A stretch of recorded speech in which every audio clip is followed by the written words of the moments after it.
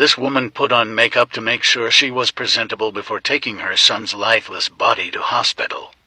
This is the heartbreaking case of Zamir Perkins, a 6-year-old boy who was beaten up by his mom's boyfriend. The day Geraldine Perkins started dating Rasheem Smith, her son Zamir, was no longer her priority. In fact, Rasheem would unleash so much cruelty on the boy, it's honestly hard to understand how a mother could just sit by and watch. Now, this young child would be starved, beaten, and forced to live in the most horrible conditions. On the 25th of September 2016, young Zamir crawled into the kitchen and started eating food from the bin. Geraldine actually woke up when this happened and snatched the food away. The next morning, when her and her boyfriend woke up, they discovered that Zamir had gone to the bathroom in their living room. That's when Rasheem became enraged and he started attacking the child. He then put his lifeless body in the bathroom. Rasheem then left the house. Now, Geraldine waited about 30 minutes before she went in to check on her son. When she saw he wasn't moving, she gave him a quick bath and dressed him. She then did her makeup and made sure her hair was done before taking Zamir to the hospital. When she got there, she told medics he was just suffering from food poisoning.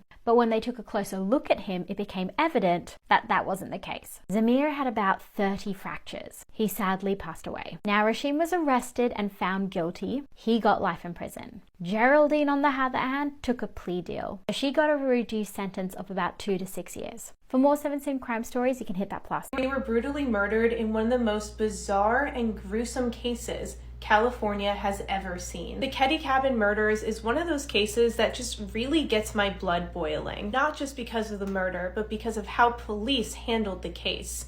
And of course, as always, trigger warning, buckle in, this is gonna be a bumpy ride. When the Sharp family moved from Connecticut to Cabin 28 at the Keddy Resorts in California, no one expected that it would end the way it did. The family consisted of Sue, Sheila, Tina, John, Rick, and Greg. And the night before the murders, Sheila had been sleeping over at a friend's house next door. It was April 12th, 1981, when she returned home to a gruesome and grisly scene. Something that no 17-year-old should ever have to experience. Inside were the bodies of her mother, Sue, her brother John, and his high school friend Dana. Sheila's 12-year-old sister Tina was nowhere to be found, and the strangest part of this entire thing is that her brothers Ricky and Greg and their 12-year-old friend and neighbor Justin Smart had slept through the entire ordeal and were still in their bedroom unharmed. This is really the first part in the case that makes me wonder, did they really sleep through it, or was there some other substance involved to make them sleep through it? Let's look at this realistically for a second. This gruesome massacre that a neighbor heard and thought nothing of, which is bizarre in itself, happened like a few feet from their bed, and they did not wake up. They didn't hear a single thing. Like, even the deepest sleeper that I know would not sleep through something like that. Upon finding the bodies, Sheila ran out of the house as fast as she could and went immediately to a neighbor's house to phone the police. The 3 boys were taken out through the window so they didn't have to witness what Sheila unfortunately did. There was blood everywhere, the bottom of the victim's feet, the walls, the cabin was doused in it. But this gave investigators some hints. It told them that the bodies most likely were moved and staged purposefully after the family had been killed. And this is where the trigger warning comes in. I'm going to talk about a few details as to how they were found and what happened. John was laying face up, his throat had been slit, and his hands were bound with medical tape. Dana was right next to him on his stomach, and he had been bludgeoned to death. The interesting part that piques my interest about these two is that Dana's feet were bound with electrical wire that also bound John's ankles as well, and part 2 up right away. This is part 2 of the Keddy cabin murders, and again, trigger warning if you missed it the last time. So when we left off, we were talking about the state in which the bodies were found. Another really interesting point is that Sue, the mother of the family, was covered partially with a blanket, which of course didn't really do much to hide what had been done to her. But usually when victims are covered with a blanket, it means that the killer feels some sort of remorse. Of course, I'm just speculating as I go. I could be completely off base. I'm not going to get into too much detail about what happened to Sue because this is a lot more graphic and disturbing than the other two. But what I can say is that her throat had also been slit similarly to her son, John. So now let's get into Tina, who's right above me. It took a really, really long time for investigators to realize that Tina was missing, which to me just is negligence honestly. And from this point forward, we're gonna start to see how the police just really messed up this case, whether it was corruption, like I said, negligence, or something else. There was just a lot of really, really messy shit going on. As soon as it was discovered that Tina was nowhere to be found, the FBI arrived at the scene. And the deputies on the case said, oh yeah, there's no apparent motive. It's really hard to solve a case with no motive. Really? Because even me as like a civilian and someone who doesn't work in law enforcement, I can speculate on some sort of motive. This feels personal, especially since Tina was taken. And normally when one child or one victim is taken and separated from the rest, it means that that's the intended target. We see this happen in the Oklahoma Girl Scout murders. But again, I'm not a professional, so what do I know? Police became convinced that it was just a random break-in and murder. But to make matters worse about that, there was no forced entry. The telephone was off the hook and all of the drapes were closed. So now let's get back to the 3 little boys in their bedroom who slept through the event. This is where the inconsistencies start to show up. So Justin Smart says, oh, no, I saw Sue with these 2 men that night. One of the men actually had a hammer, according to him. He said that they entered with John and Dana, a really violent fight started, and then Tina was dragged out through the back door. Okay, thanks, Justin. So the local police department sends the organized crime unit to investigate, not the homicide department, which again, very weird. So now we have some suspects. We have Justin Smart's father, Martin Smart, and his ex-convict of a house guest, Bo. Martin claims that a hammer had gone missing out of his house earlier that evening. Part 3 up right away. Welcome to part 3 of the Keddy cabin murders, and this is where I start to get pretty freaking angry. So we have a suspect, yay, or so we thought. Later that year, a knife was found outside of a general store in Keddy that could be connected to the murders. Yeah, you heard me right. Later that year. Is the math not mathing for anyone else, or is it just me? Because I'm not seeing where A equals 7. And then another 3 years later, Tina's body was finally discovered. 30 miles from Keddy in Butte County, a man discovered a skull while he was walking in the woods. Along with her body was a child's blanket, some clothes, including jeans with a missing back pocket, and an empty surgical tape dispenser. This is when the Butte County Sheriff's Department would receive one of the oddest anonymous calls I have ever heard of. I was wondering if they thought of the murder up in Keddy, up in Plumas County, a couple years ago, where a 12-year-old girl was never found. I have questions. At this point, the sheriff on the case, Sheriff Thomas, was retired and went over to the Department of Justice.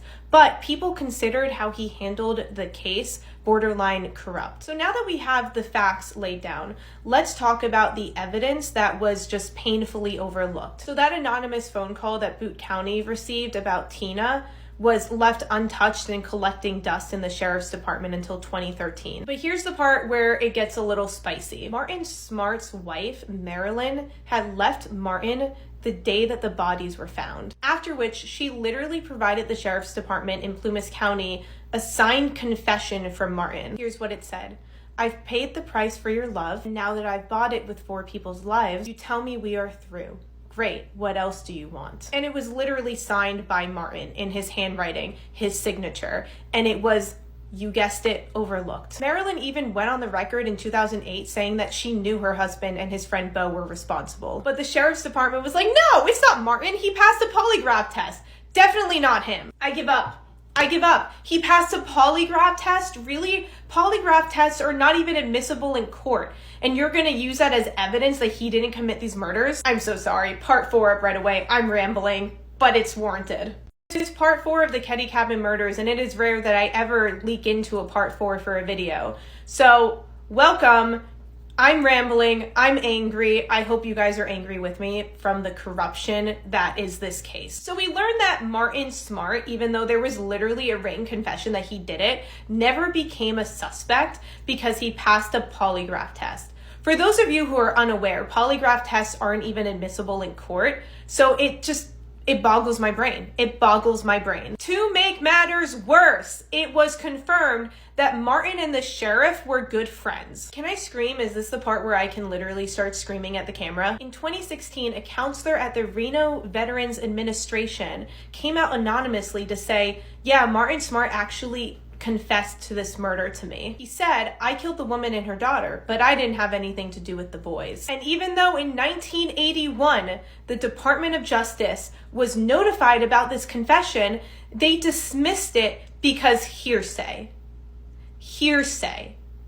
You're not even gonna look into it. You're not gonna do anything. You're just, hearsay. It's all good. No, not Martin, not my friend Martin. Due to the negligence in handling this case, it is still unsolved to this day. I cannot even imagine what Sheila Sharp must be going throughout her entire life, knowing that this case could have been solved many times over and it just never was because of a friendship between the supposed alleged probably killer and the sheriff at the time. If I were Sheila, I'd be raising hell. I'd be throwing hands. So again, let's talk about it in the comments. What do you guys think? Remember, let's stay respectful. This is still the victims' families. They're still alive. So we're here to spread awareness. We're here to talk about the facts and the facts only. This is the case of 27-year-old Erica Alonso and how she vanished after going out on Valentine's Day. Erica Melissa Alonso was born on March 26, 1987, and she lived in Laguna Hills, California. She had a very big family. She had 4 sisters and a brother, and all her family says that she was a social butterfly. She could make conversation with a complete stranger, and she just had such a vibrant and great personality. She dreamed of one day finding love, getting married, and having children. But unfortunately, someone would take all of that away from her. It was February 14th, 2015, Valentine's Day.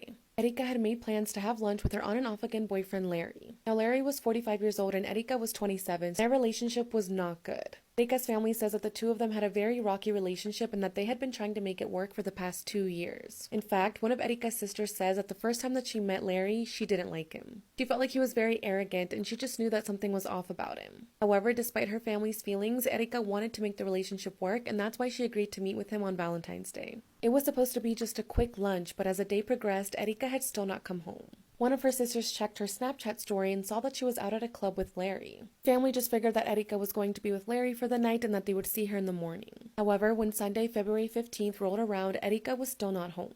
The family wasn't too concerned. They just figured that she was most likely still with Larry. It wasn't until the following day, on Monday, February 16th, that the family really got concerned. This is when they got a call from Victoria's Secret letting them know that Erica had never shown up for her shift. This just wasn't like her. She would never miss work without letting anyone know. That's when the family decided to call the Orange County Sheriff's Department and report Erica as missing. And they told the police that the last person she was seen with was with Larry. Police go speak to Larry at his home in Irvine, California, and he tells them that after lunch, him and Erica decided to go out to a club. He took an Uber to the Sutter Lounge, which was about 15 to 20 minutes away from Larry's home. And a couple of people actually saw Erica at this nightclub, and they say that she was acting completely normal and was having a great time. Larry says that Erica befriended a couple at the club and that the 4 of them got to talking and decided to continue partying after the club closed. So at around 1:30 in the morning, Erica, Larry, and this couple headed over to his apartment and continued the party. Everything was going well until about 3 o'clock in the morning. This is when Larry says that him and Erica got into an argument. He doesn't remember what the argument was about, but it did make the couple feel uncomfortable enough for them to leave. The couple left at about 3:45 in the morning, and Larry says that 15 minutes later at 4 a.m., Erica also decided to leave. She got inside her white 2014 Honda Civic and then drove away. And then that was it. That was the last time that Larry had seen Erica. Police eventually identify this mystery couple and they tell the police the same story as Larry. And since according to police, the couple and Larry were so cooperative, police cleared them from any involvement in Erica's disappearance. An entire month would go by without any movement in the case until March 25th. That was when police had found Erica's car. Police found her car near Glenwood Park covered in dust and parking tickets. Okay, go to part 2. This is part 2 on the case of 27-year-old Erica Alonso and how she vanished after going out on Valentine's Day. Police found her vehicle near Glenwood Park, which was about 2 miles away from Erica's home. When they looked inside her vehicle, they found her purse and they also found a stuffed animal. When Erica's family heard about the discovery, they were completely shocked because they say she wouldn't leave her purse behind. Also, why was it parked in this random neighborhood? Police towed the car and they sent it to a forensic lab for further testing. And in the meantime, the family remained hopeful that Erica was still out there and that she was still alive. And 2 months after her disappearance, they had finally found Erica. But unfortunately, it wasn't the way the family had hoped. On April 27, 2015, a group of biologists were working in the Cleveland National Forest near the Ortega Highway. And while they were working, they came across a decomposing body. They immediately called the police, and when police went to retrieve the body, they immediately knew that this was Erica Alonso. When Erica's dad heard that a body had been found near the Ortega Highway, he immediately drove over there and waited to see if this was his daughter. Police wouldn't give him any details. All they told him was that they had found the body of an unidentified female. Erica's dad just sat in his car, hoping and praying that this wasn't his daughter. But unfortunately, it was. Police were finally able to confirm that this was Erica Alonso. She was found in a fetal position, wrapped in plastic, saran wrap, and duct tape. Based on this, police believe that Erica was a victim of a homicide. An autopsy was conducted, but because the body was so decomposed, the ME was not able to determine a cause of death. So he decided to order a handful of toxicology tests in hopes that this would lead to answers. And when the results came back, they determined that Erica had lethal amounts of alcohol and GHB in her system. Her blood alcohol content was 0.22, which is 3 times the legal limit in California. Along with that, they had also found GHB in her system, which is a known party or date rape drug. The combination of both substances is what the ME believes led to her death. Because of this information, police no longer believe that Erica was the victim of a homicide. Instead, they believe that she had overdosed. Now, when Erica's family heard these results, they were completely shocked. Erica didn't do those type of drugs, and they don't understand how this got into her system. Now, let's just say that Erica did take that drug all on her own. How was she able to drive all the way from Larry's house back to her house on that drug and with that amount of alcohol in her system? There's just no way she would have made it without crashing. Also, did she really go all the way to the Ortega Highway, wrap herself in plastic,